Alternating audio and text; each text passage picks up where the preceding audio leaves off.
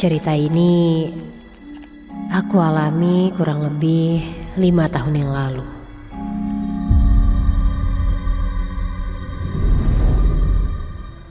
Namaku Mima. Aku sekolah di salah satu SMA negeri di Karawang. Saat itu waktu ujian sudah selesai dan masuklah saat liburan sekolah.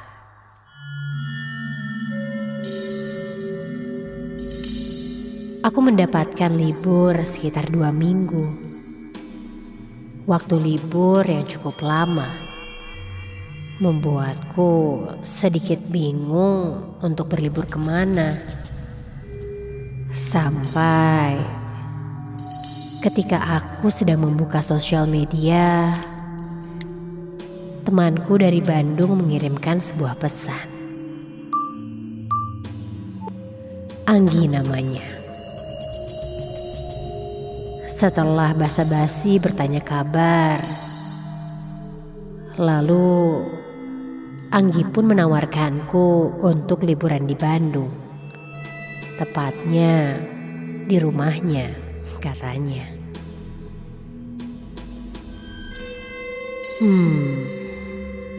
Setelah mengobrol lumayan lama di chat itu, aku pun memutuskan untuk menerima ajakannya. Dan berencana besok pagi-pagi sekali untuk langsung pergi menuju Bandung.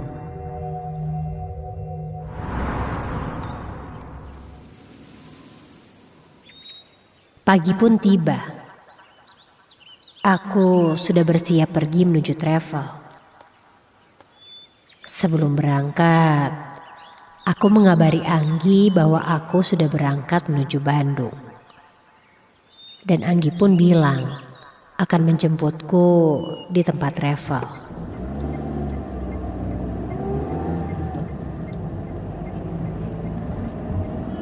Singkat cerita, selama perjalanan aku pun tertidur pulas. Dan ketika aku terbangun,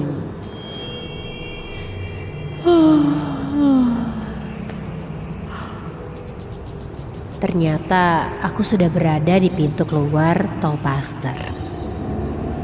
Aku pun segera menelpon Anggi.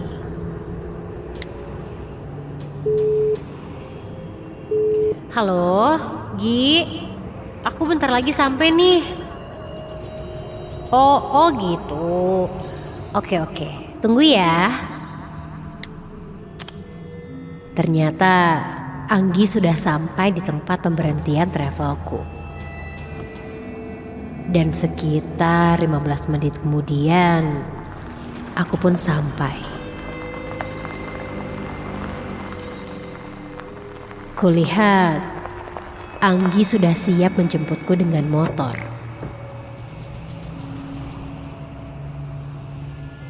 Aku pun diboncengnya, dan kami pun mengobrol selama perjalanan menuju ke rumahnya.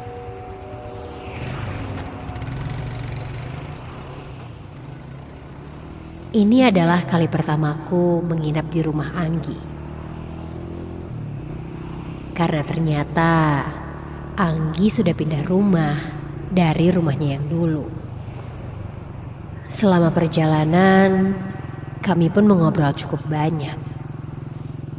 Karena ternyata sudah lama juga kami tidak bertemu seperti ini.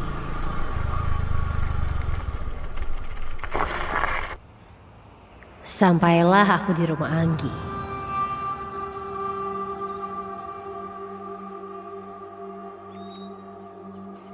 Kulihat rumahnya yang sekarang ternyata bangunannya masih bangunan zaman dulu.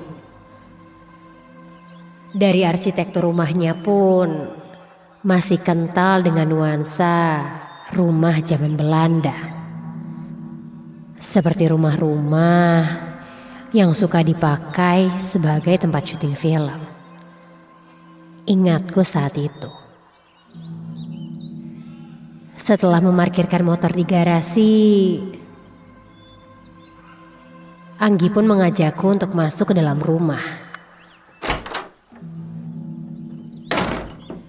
Lalu aku pun diantarkan menuju kamar tamu. Aku sempat bertanya pada Anggi, kenapa aku tidak tidur di kamarnya saja. Namun Anggi bilang katanya kamarnya tidak terlalu besar.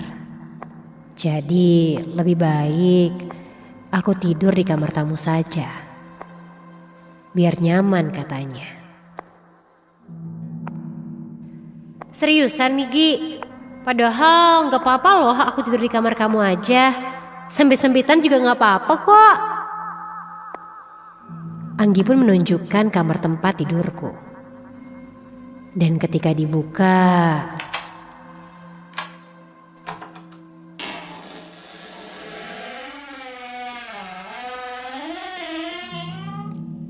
Gi, ini seriusan kamarnya? Ih, kayaknya ada hantu ya. Ketika berbicara seperti itu, Anggi langsung membantah ucapanku. Katanya, aku jangan bicara seperti itu. Hehehe, bercanda kok Gi. Ya kali ada hantu di rumah keren kayak gini. Kalau ada hantu, ya mereka kali yang kabur lihat gue. Anggi hanya tersenyum mendengar ucapanku itu. Dan ia lanjut mempersilahkanku untuk beristirahat. Waktu pun berlalu. Sorenya, Anggi mengajakku jalan-jalan di Bandung. Hingga tak terasa sudah sekitar jam 10 malam. Lalu kami pun kembali pulang dan langsung masuk ke kamar masing-masing. Dagi, sampai ketemu besok ya. Bangunin gue jangan lupa.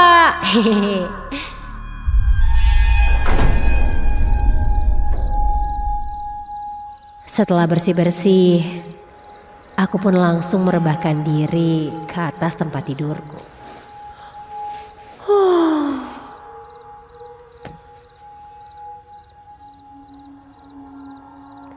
Dan baru saja aku akan tertidur, ada yang mengetuk pintu kamar.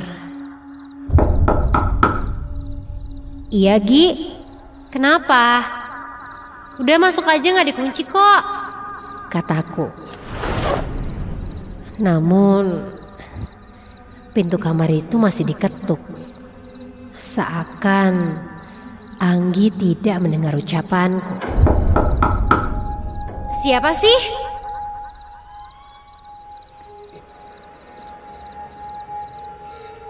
Aku pun beranjak dari tempat tidurku dan langsung bergegas membuka pintu. Iya, tunggu. Dan ketika baru saja aku membuka pintu,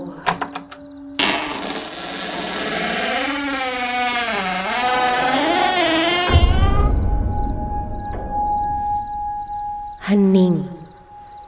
Tidak ada siapa-siapa. Apa mungkin bukan pintu kamar yang ini ya? Pikirku positif. Aku pun menutup kembali pintu itu. Dan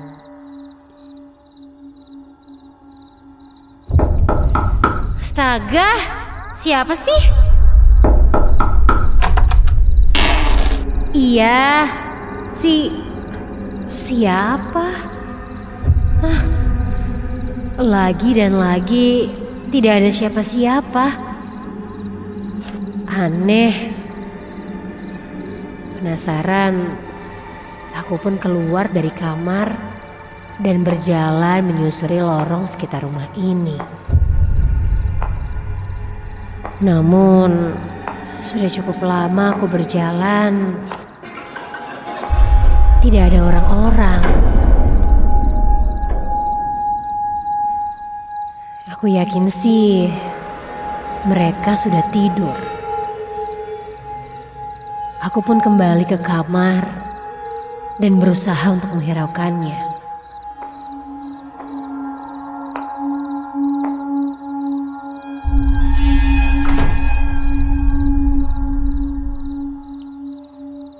Ku coba ambil posisi tidur kembali,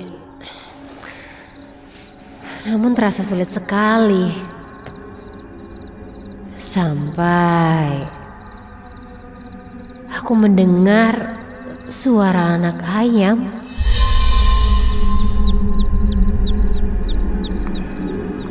Mendengar itu rasanya sedikit aneh, karena sepenglihatanku tadi, kulihat di sini tidak ada kandang ayam. Atau mungkin ada tetangga yang memeliharanya di sekitar sini. Atau apa mungkin memang ada ya? Karena suara anak ayam itu terdengar cukup jauh. Namun suara itu terdengar cukup menggangguku.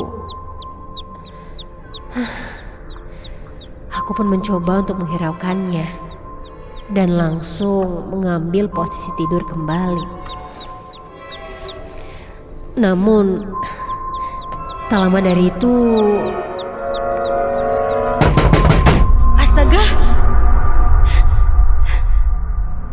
seperti ada yang menggedor pintu kamarku dan juga jendela langit-langit kamar ini.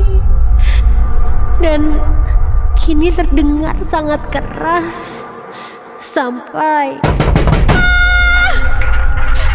tiba-tiba saja tempat tidurku ini bergerak sendiri. Aku pun terkejut. Aku mencoba untuk mengatur nafasku perlahan dan langsung beranjak dari tempat tidur. Tapi ya Tuhan,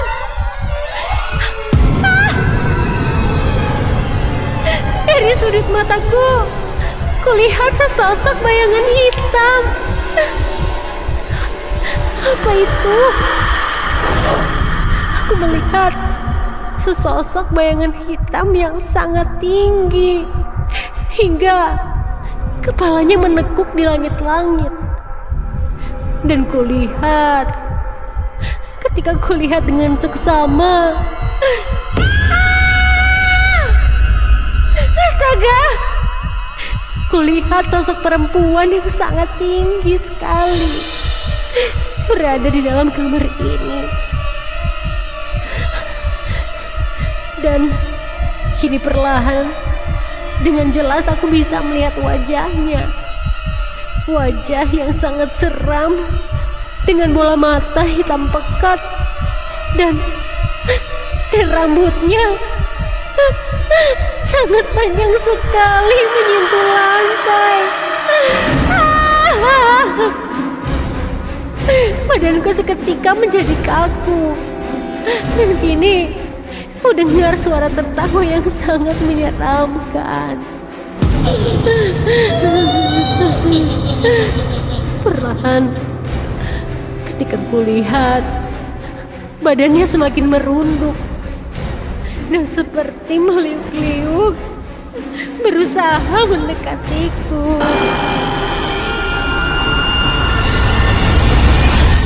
Dan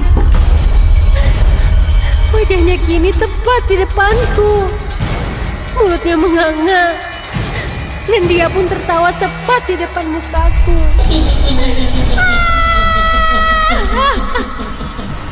Badanku lemas seketika dan aku pun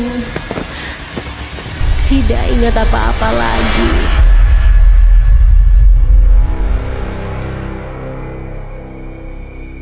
Esok paginya, ketika aku terbangun, badanku lemas dan kepalaku pun pusing. Ketika terbangun, kulihat Anggi sudah berada di dalam kamar. Dia pun menanyakan, ada apa?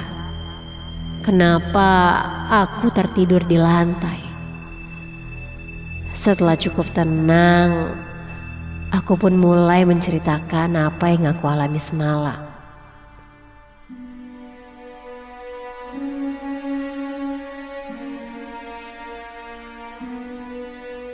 Dan setelah aku ceritakan, Anggi pun langsung bercerita bahwa sosok yang bertemu denganku itu adalah sosok si Nyai. Iya, si Nyai adalah sosok penunggu di depan rumah ini. Mendengar itu, aku pun hanya bisa terdiam dan mencoba untuk introspeksi diri. Aku pun sadar bahwa ketika kita sedang berada dimanapun, kita harus menjaga omongan dan juga sikap kita. Karena mungkin apa yang kita ucap didengarkan juga oleh mereka yang tak terlihat.